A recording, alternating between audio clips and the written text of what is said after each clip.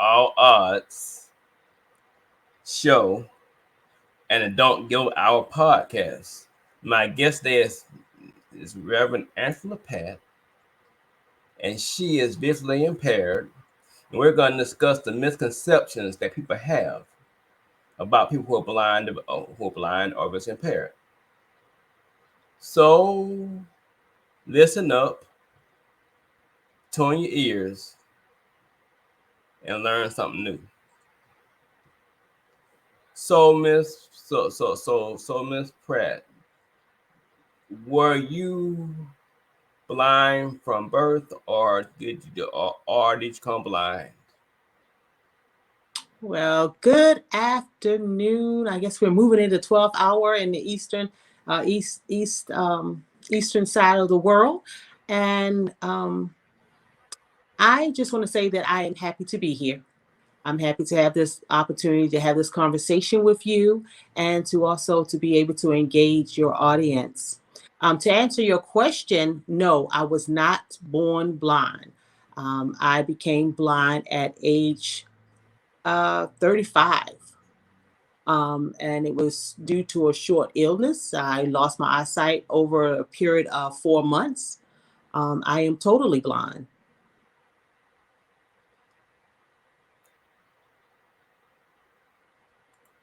Okay, well, what are the what are some of the challenges that you face when you became blind? I don't even think you have enough time on this podcast to all of the challenges Just that I was give me some more then. Give me some more. blind. But let me tell you, I guess the first thing is overcoming my own prejudice about disabilities and my blindness. When I lost my eyesight, as most people would think, that your world was over. I had a very promising career. I had my family, and I was the primary provider for my family. I was working as an assistant vice president for a company, and I had several different staff members. And so when this came about, I felt as if I had lost everything. And I didn't think that from that point when I lost my eyesight, that I would be able to recover and to have a productive life. As I said, it was my misconceptions. Some of the things that I was faced with is the first thing was that I was saddened that I wasn't able to drive any longer. I love to drive. I love to get in the car and just get away. And that I was not able to do. So I had to overcome the obstacles of feeling as if I had lost all of my mobility, lost my ability to be independent, lost my ability to have my secret set. I'll say it's not secret, but sacred space in order to be quiet and to, regather myself. Because everywhere I went, when I first lost my eyesight, there was somebody with me. There was somebody that was either driving, there was somebody that was even walking with me, there was somebody that was even home with me. So I didn't have that personal time that I was used to. So I had to overcome that. Then I had to overcome, ironically, is that before I lost my eyesight, I had just answered the call to the ministry. And so after I lost my eyesight, the questioning that I had for God was, why now? Why is this happening now? Did not happen before I said yes? I thought that the world would be easier on this side of ministry. So I had to overcome all that, which I can tell you that it is a victory that I cherish, because what it did was it brought me closer to who I am. Sometimes we think we know who we are, but we really don't until we have the opportunity to sit down and really, really reflect. It also gave me the opportunity to truly know who God was in my life and around me. God showed up in so many ways that I just was amazed at how God showed up. So those are some of the obstacles that I had to come over personally. Um, has it been an easy journey? It has not, but it's been rewarding because it's almost like every day I get up, I part of my devotion is, God, what are we going to tackle today? And it's almost like a child in the candy store. You just want to go around and see all the different candies, the different little treats that you have. And that's the journey that I'm on now with God. It's like I'm going through and I am just amazed at all of the things that I could do, not sighted.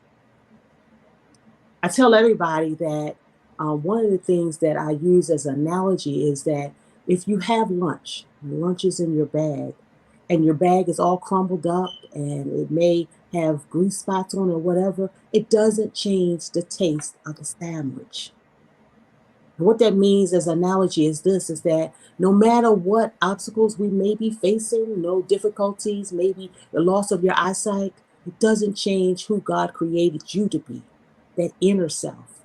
That's untouched. And when I finally got that, the world opened up for me. Now I am on a journey now to make sure that as my world opens up, that those that are around me, those that God has placed in my path, that I am that voice that speaks to the fact that everything is well, and that eyesight is overrated in a lot of cases. And that's how, with the whole concept of misconceptions, I challenge when I hear things, I challenge people to think a little bit deeper about a person who is blind or visually impaired. And I can say this: you were one of the few people who actually saw the nice side of me at work. Hmm. Because I admit when I'm at work in the world, I don't show the nice Travis. I show the mean, rough and tough Travis.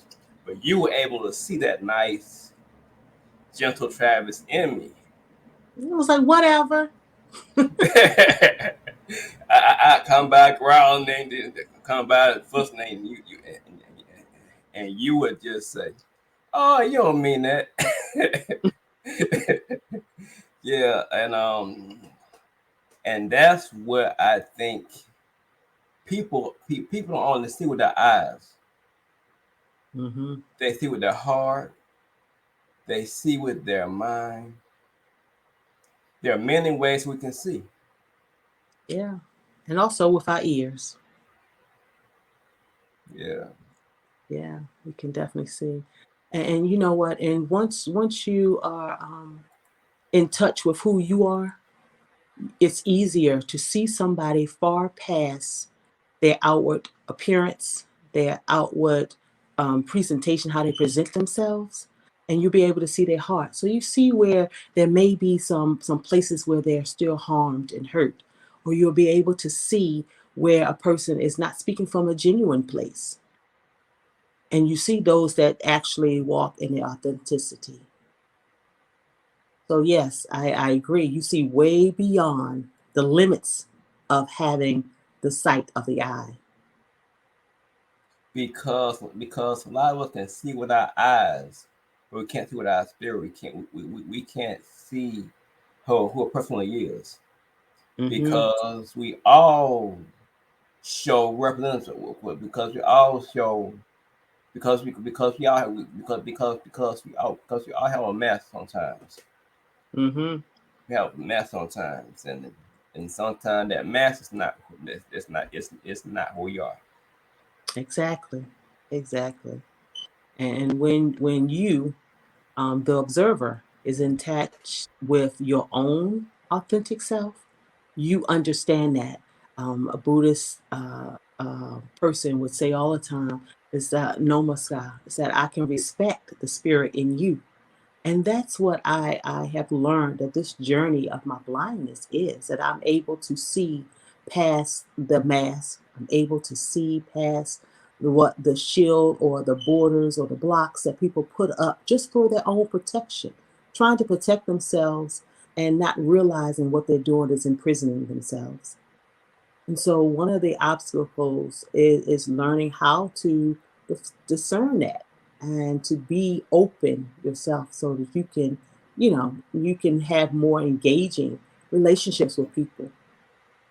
One thing I believe, and I say I believe because I don't want to say that everybody believes this, but what I believe is that part of your engaging with people is how God reveals God's self to you as well.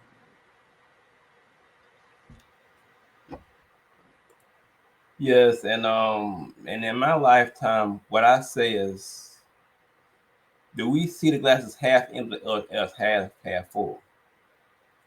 It's Mm-hmm. all in our perception of how we see things. Mm-hmm. And I say this too: our stumbling blocks can be stepping stones. Mm-hmm. Yeah, because your blindness could have been a stumbling block to you, but Exactly. but through the power that God put in you, you saw the stepping stone. Mm-hmm. Yeah. And it's a way that God is using to open the eyes of others. One of the things that I believe is that God is love, and love is for everyone. And as we go along our journey, we're teaching each other. There are different lessons that some would learn, but we are teaching each other as we engage in human beings day to day. And when I show up in some of the rooms, it amazes me. Like one of the obstacles is that people think that if because I'm blind that I'm deaf as well. And so they start to talk all loud. I'm like, wait a minute, why are you talking loud? You're screaming. I don't know.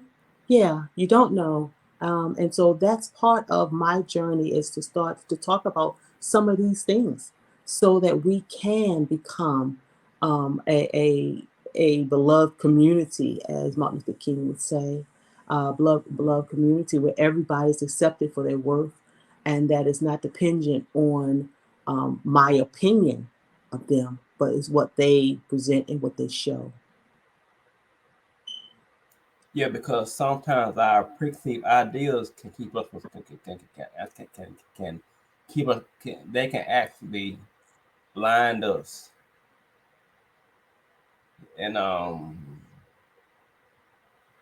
And if we walk into a situation wanting to learn something from somebody, open to learn, open to new ideas, Mm-hmm. we would see that it's not how we think it is. Mm-hmm. Yeah. Yeah. One of the things I do is I love the fact that I'm, I'm with everybody else as far as this pandemic, but I love the opportunities that it presents. It presents the opportunity because so many things are virtual now that people are able to see the abilities of people with blindness. Before it was difficult for people who are blind or visually impaired to find employment. And now that argument about they're incapable of doing certain things is really gone because they have entered into the world of technology, and that's the world that we're in. When we're using our software and we're able to read faster than a person that is sighted, that is a ability that we can now market. So an employer who would previously not hire somebody visually impaired, I have heard of doors now opening up unbelievably, where they're calling and they're looking at hiring large group of people just for the call center, for administrative work and things of that sort, because the pandemic has opened it up and saying it is something that we can do. It's profitable. And for the first time, they're seeing it. There's a large community and of people that they have not tapped into. And so, one of the obstacles that people with blindness or vision that are visually impaired have to overcome is the limitation that the employers have put on us.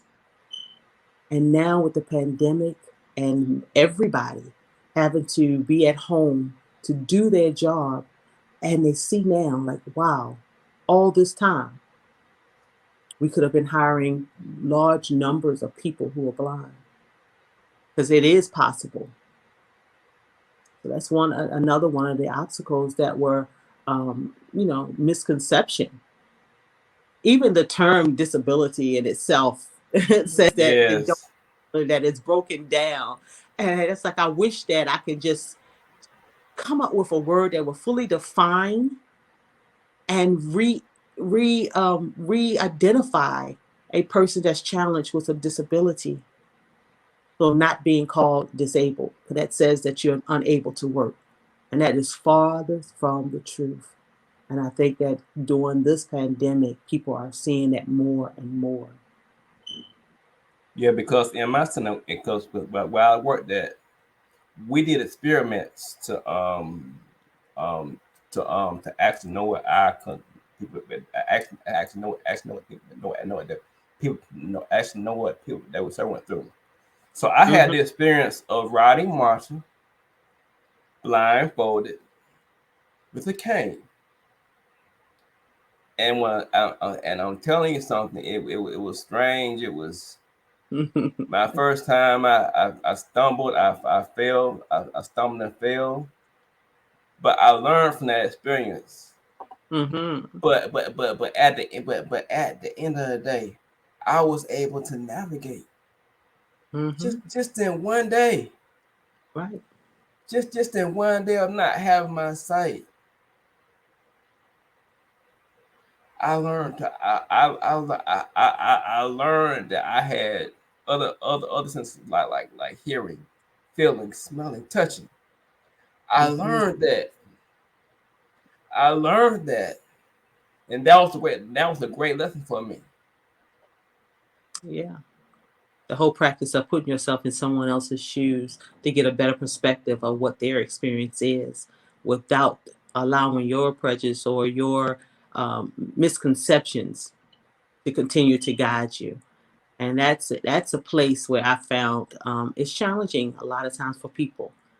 They want to stay in their old perception of something and not take an opportunity to open themselves up and say, hey, it could be different. And when you did that experiment, it opened it up for you. You know, yes, it's a blessing to have my eyes and eyesight and all of that. But if I did not, God is still present, and we can still continue on, and you can navigate even without it. So I'm glad you And had. I wish more people could do that. and and I also taught Jaws. In want to say was it NDV or I also taught was over with the Mac. Hmm. And Hmm. what I do is I close my eyes and I just type. And the first time I did it, I typed. I was trying to type something. I was trying to type "I love you" and I typed something different. Hmm. So I had to put myself in that experience, and Hmm.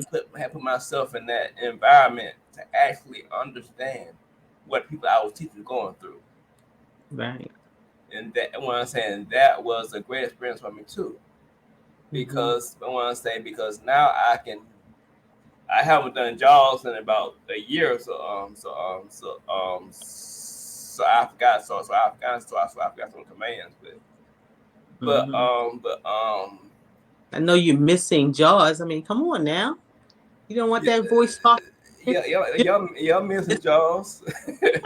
Just for your listeners, viewers, I just want to clarify that JAWS and NVD and some other different ones are screen readers. And what they do for the blind community is that they allow us to, in the Windows environment and in the Mac environment, to actually be able to read documents just as you do.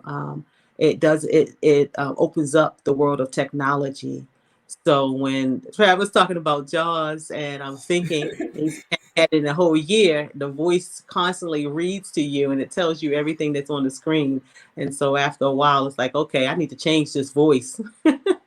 Give me it in the house. But yeah, that technology is powerful in itself. It's powerful.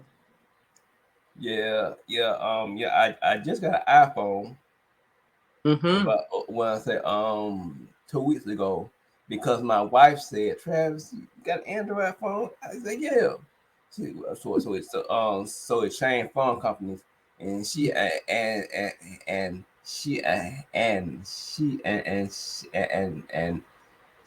want to say she had an iPhone S6. Said, "Travis, I want you. I said, well, I like my Android." She said, "Come on, Travis." I'm a girl, right? Yeah. And I want to say so. I want to say, and I only use the iPhone for boys or something like that. So I had to learn how to navigate the systems and the prompts, the iPhone, Hmm. but I think iPhone and the voice over and the map with the voice over. Let me tell you, when I That's lost, that was the best thing, best information somebody gave me is to make sure I get an iPhone because that would change my world. And truly, it has. It has changed my world. It has opened me up to things I used to love to do so much. And so I do. And now, if I when I come in contact with, because I do, I have a life coach company called New Perspective, and so I talk to people who are recently without their eyesight. And so the first thing we do is talk about how do you connect, how do you communicate outside of where you are right now, and we go through which one is better. Now, I'm not going to talk about the other one, but I am going to say still for the Black community, iPhone still wins out. And so I always try to encourage a person to get that. And I know a lot of times they're holding on to the eyesight that they still have in some cases, and I think that it's that place where you allow technology to help you and reserve the eyesight that you have for things that technology cannot replace. Like if you have some sight to go out and watch the trees, the flowers, your children, your grandkids, those things technology cannot replace. But where technology can replace, use it as a benefit to you to enhance your eyesight if you have a little, but if you don't have any, like myself, to enhance the quality of your life because it will reconnect you with communication that is unbelievable if you take the time to learn it. and also what people also they don't realize that they are different. That they don't people don't realize that that blindness is that blindness does not come in one package. Some people can see a little bit. Some can see figures. Some people can um they think that blind is blind, and that's not the case. No, there's different variations of being visually impaired. From when you have to get glasses, already you're visually impaired, to not having any light perception, as myself. So it's the variations. We're all individuals, and we're all, you know, have different things that we need to help us to be independent and to fully be able to engage in community. And technology kind of bridges that gap. Yeah, and sometimes my wife call me blind because say I say, "Trey, go and get your glasses." I can't say, "Go and get your glasses." You can't see. You blind. I say, "I'm not blind." Yeah, Compliment. You just didn't realize that that was a I know, I know the company. I know. Yeah, yeah, but so I can't find. She said, "Go and get your glasses. You need that."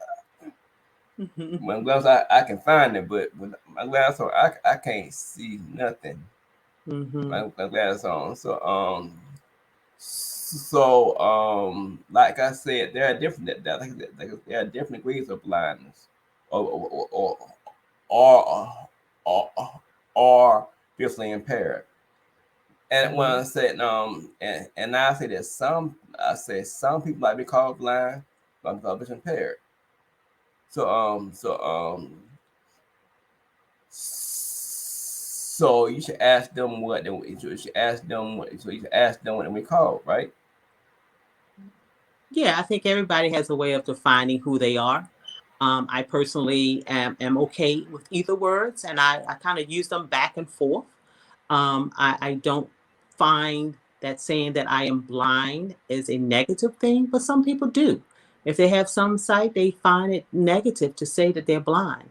I think that it's just a global term. It's a all around term to describe a variation of levels of sight.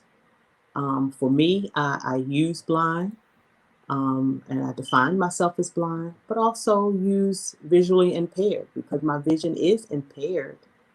Um, it's just at a level where it may be different from someone else. But everybody has a right to define who they are. And if a person tells you that they rather you call them a person with a visual impairment, then call them what they want to be called. If a person says it's okay to call me a person who is dealing with blindness, then that's fine. I don't take offense to either one of the terms. What I take offense to is someone limiting me with their understanding of the term itself.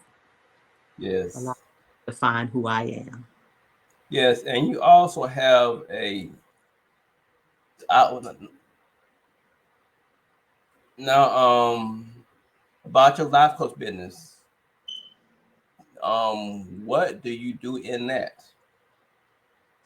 New perspective is giving somebody a new perspective on where they are in life. And what I do is to help, it's a transitional life coach practice. And what I do is help people to do what I had to do, and that was to redefine who I am with this special gift of disability, and go through that first process of depression, of the feeling of grief, loss, because it is something that you've lost. Um, Grief and loss doesn't always look like death, but what it looks like is that something or the way you were living your life has changed, and that places you in some cases in a place of depression, if not for a little while. And so I help people to get through that part on a spiritual level. A lot of agencies that help people with disabilities, of course, federal funding, they're not allowed to speak to the spirit man. Me as a ordained reverend, I can. I can talk to the fact that you may be angry in this moment with God, that you may have your faith have been questioned. And I've been there. So as a peer to them, I can say, you know what, this is just a moment, and we can move past it. Feel what you have to feel, and then realize that life goes on. And so that's what I do in the life coach. And then after we get to the next phase, we talk about what would you like to do now? You know, the world is yours. How do we get to it? What do we need in order to accomplish this? And I work with other agencies with referrals to help them to reach their goals. And I'm glad to say that your that Innovative Ministry is one of my sponsors of this podcast. So you're actually talking on one of the sponsors of this podcast, and and I'm so grateful to you for your sponsorship of this podcast because it's our goal to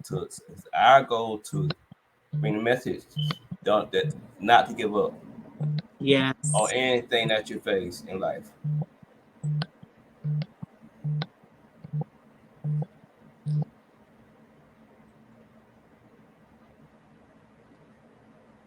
So what about Innovative Ministries?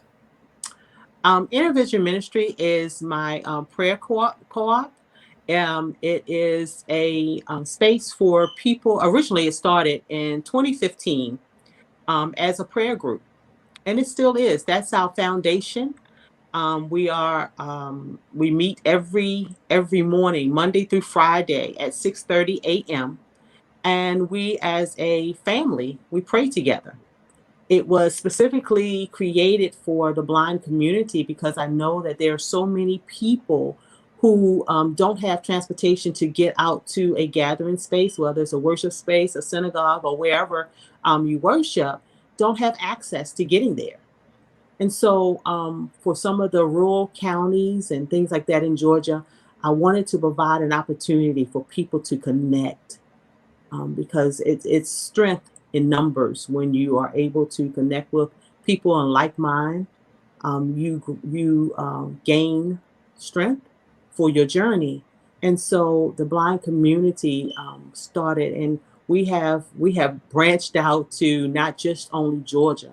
There's people on our prayer line from Mississippi, Alabama, California, North Carolina, South Carolina.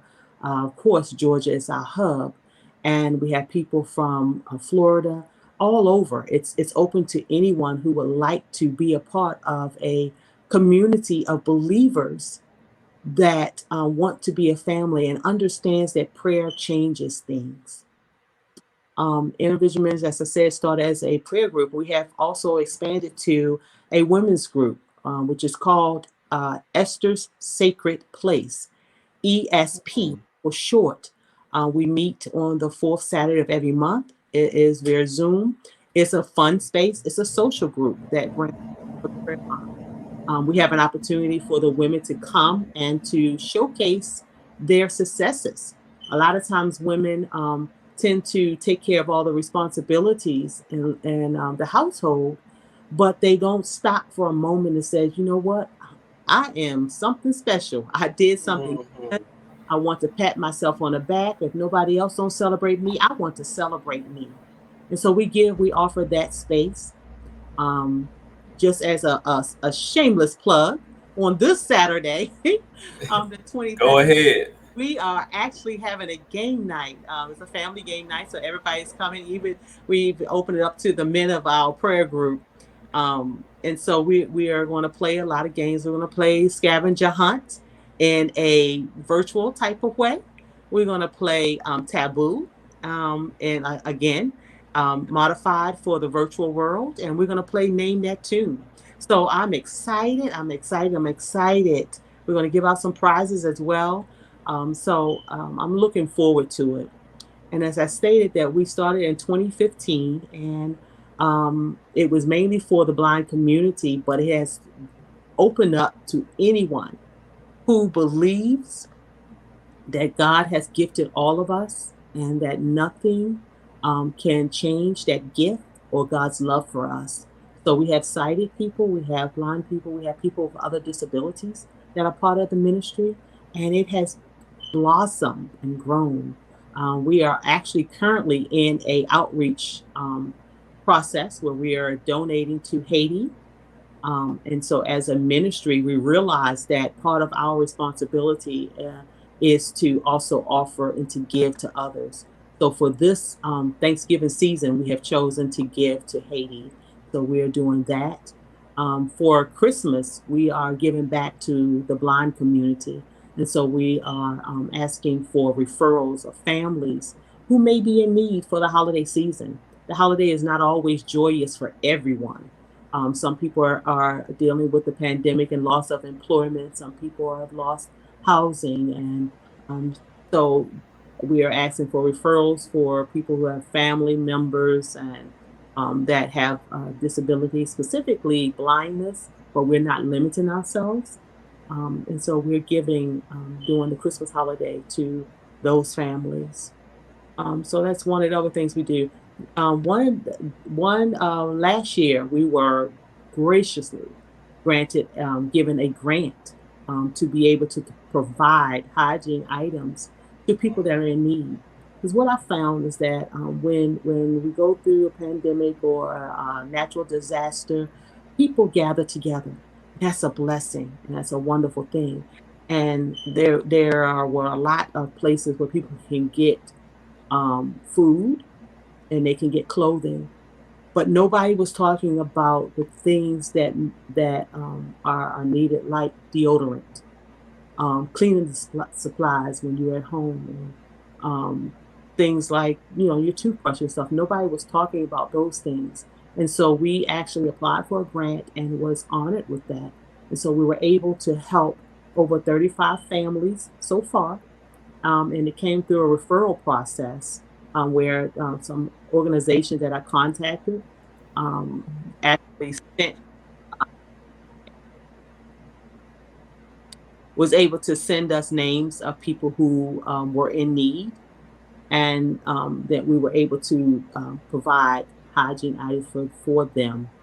And I just wanted to also say I was totally blessed because the boxes weighed a lot, and I had already said that part of the money from the grant I would use to mail it to them, if need be.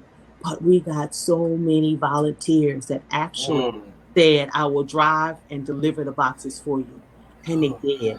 And so the person who said that I have a need, it was no more than 24 hours. They got the box on their doorstep. So that was a blessing that only God could work out. Only God could work that out.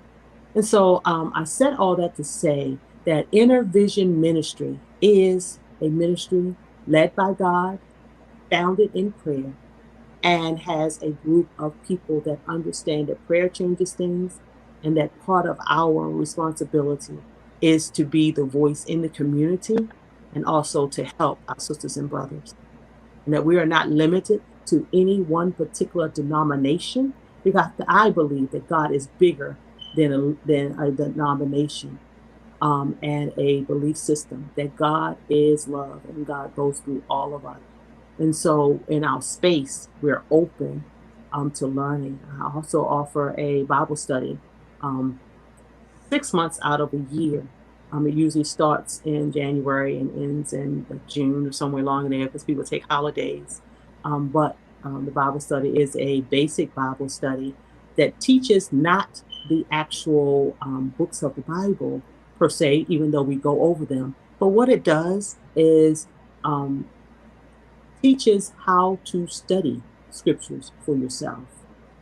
A lot of people are afraid to even open up the Bible in a lot of cases because they're not used to those thous that come with the King James version. But there's so many different versions you can get where you can get a better understanding. And so understanding the usage of the words in Holy Scripture and things like that, that's what I teach. Teach how to do the history um, research, how to do the word searches, how to do those type of things, so that when they go in and they're reading the individual books, they go in and they're reading John, they understand John and who John was talking to and why John was talking to them at that particular time. So I teach more of a structural Bible study, which have grown tremendously and has helped from their testimony, and their voices have helped them now to be better stewards and students and disciples of God. So, all that to say, Intervision Ministry is a welcoming space for all of you. All it was a welcoming space for you, and we welcome you to be a part of us. So, yeah, yeah. And just think, from 35 to where you are now. Just not this one. I'm thinking, I'm coming mind. From 35, going blind, to a life coach, to a minister, to have the ministry. That lets me know that things can turn out all right in our lives if we have faith and trust in God. yes, things can come out better for sure when you're walking in faith with God, hand in hand. Yes, yes, yes. I could not have imagined the day I woke up in the hospital without having sight. I could not imagine that I would be where I am right now. Couldn't imagine it. God is just that good. God is just that good. And there are still some days, and I'm not gonna pretend like there are not days where I wake up and say, I wish, mm, because I do. I wish I can see all of my grandkids. I wish that I could just get in the car sometimes and take those long rides like I used to. So I do have those moments, but in those moments, once I get past that second, I remind myself of how blessed I really am to just still be here, to still be here. And that's a blessing in itself. Every morning I wake up, as I said before, part of my devotion after I stop and say, God, thank you. And I'm grateful for being able to wake up this morning. My next one is God, what adventure are we going to be on today? And with that, God opens up the doors, almost like one of those automatic doors where you're standing where you're going to Walmart, and the Walmart is filled with everything. Yeah. And you walk right there, and that door just automatically opens. God just automatically opens up doors. And that reminds me that if I would have stopped at 35, when I got to 54, I wouldn't be able to say and to testify where I testify today. Mm. But you cannot give up. You cannot stop. You Mm-mm. cannot give in. Because every time you breathe, that's God's sign says, I love you, and there's more that I have for you. So every breath you take is God's love. So when you realize that, you can't give up. You've got to continue to move forward and to see what the end's going to be. And if the end is bigger than what it is right now, tell me, it's going to blow my mind Sure completely. enough. Completely. Sure enough. Sure enough. Sure enough. Because some days I'll be waking up and I say, I wish I didn't stutter. I wish I would. I wish I walked normal. But then it comes to me, said Travis, if you had not gone that experience, you would not be where you are today. Mm, Because from that I learned exactly. to trust God. I learned that God can bring me through anything that I face in my life. Here Yes. come hell or high water, a typhoon, a tornado, a dust storm. I learned that God is above all in my life. Yes, yes, yes. Yes. See, when you get that, oh, don't make me get excited now. When you get that God has never left you nor forsake you, no matter what it may feel like, that God is still there, you can go through the dark places. You know what I mean? You can go through those places. Yea, do I walk through the shadow of death, I will what? Fear. Fear no evil, Yes. for thou art with me. Yes. Woo! There you go. There you go. When you get that God is with you, even when you become blind or when you become disabled in whatever way it shows up, because we all will go through something. Even with old age, your ears will dim, your eyes will dim, and your ears may get a little lower. We're all gonna have that experience. But when you realize that you're not journeying alone, that Woo! the spirit is within you, that you can tell Ah, that at any time. You can go through it with a smile saying, okay, it may not feel good right now, but I know that on the other side, I can dance about sure enough, sure enough, it. Yes. Yes. sure enough. Yes. I say this: we're either in a storm, Hmm. going through a storm, or coming out of a storm. That's it. We're in those three positions in life. Hmm. Yeah. Yeah.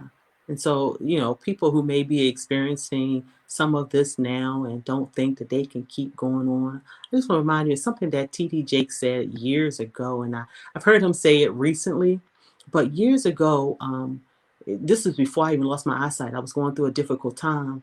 And T.D. Jakes just took out $100 bill. And he took that $100 bill out and he balled it up. He threw it on the floor. He stepped all over. He rolled it over in the dust and the dirt and everything. And then he said, does anybody want this $100 bill? Because the thought behind it is this, is that the value that you have does not change. You may go through so many different things. You may be balled up, ruffled up, kicked around, all that kind of stuff. Somebody might talk about you. You might even talk that internal talking when you talk about yourself. But it doesn't change the value that God placed on you when God brought you here. Doesn't change your value. You are still valuable, even with the blessing, and I call it a blessing, to be challenged with the loss of your eyesight or whatever else, because God picked you for this journey. But your value has not changed. Because Sure we're enough. spiritual journey. We're on a Mm, spiritual journey, and we're just wearing this human clothing, and we can change it at any time. So you are valuable, and you can't stop right now. You got to continue to push on and see that's right. what's going to be. Yeah. And every time you take that first breath in the morning, they take it as a breath of gratitude, because God's signaling to say, I got more for you. Mm. Well, thank you, Miss Reverend Pratt, because you have blessed me today so much with your words. You know,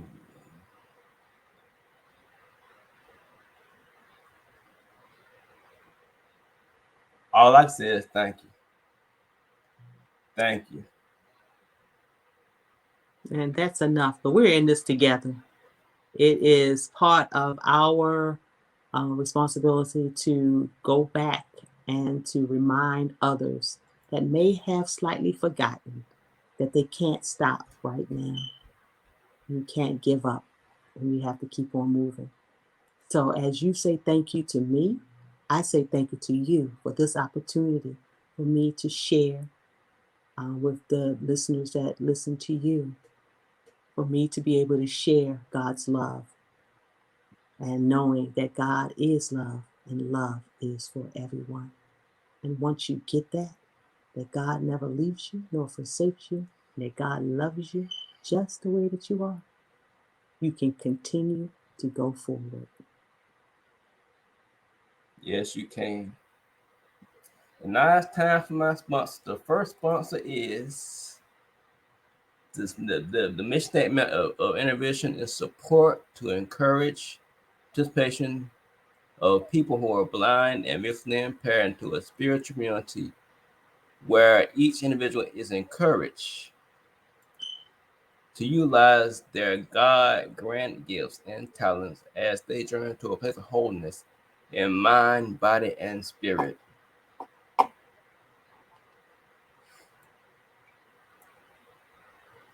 And the email address is itheawakening at gmail.com. The phone number is 678 718 7063. My next sponsor is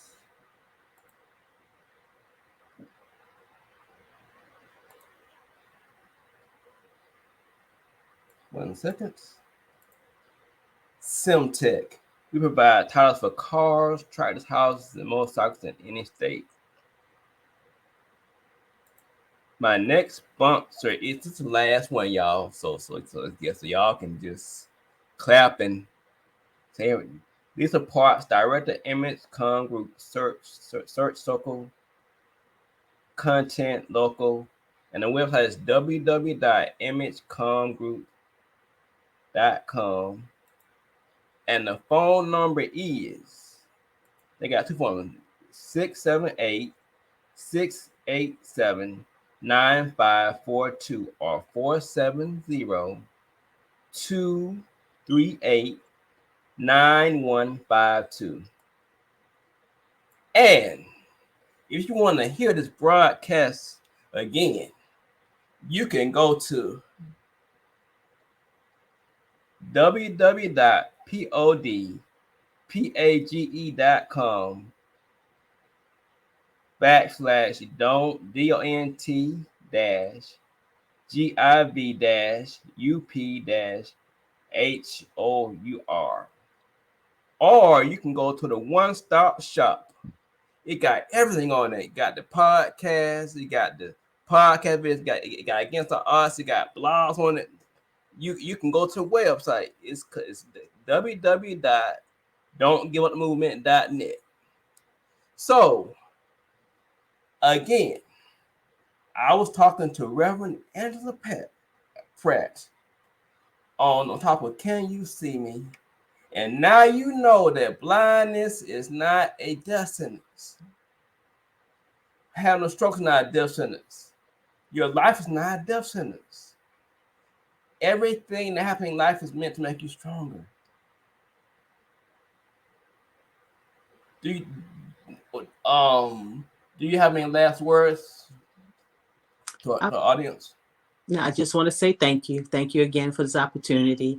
And as Inner Vision Ministry is one of the sponsors, please, if you are in need of a community to journey with you, reach out to us. As my old pastor says, and we will do thee good. So thank you again, Travis. Thank you again. And have a great day. And don't give up on your dreams, hopes, and visions. Keep striving, push. That means praise until something happens. Have a great day. Have a great day. Have a great day. And don't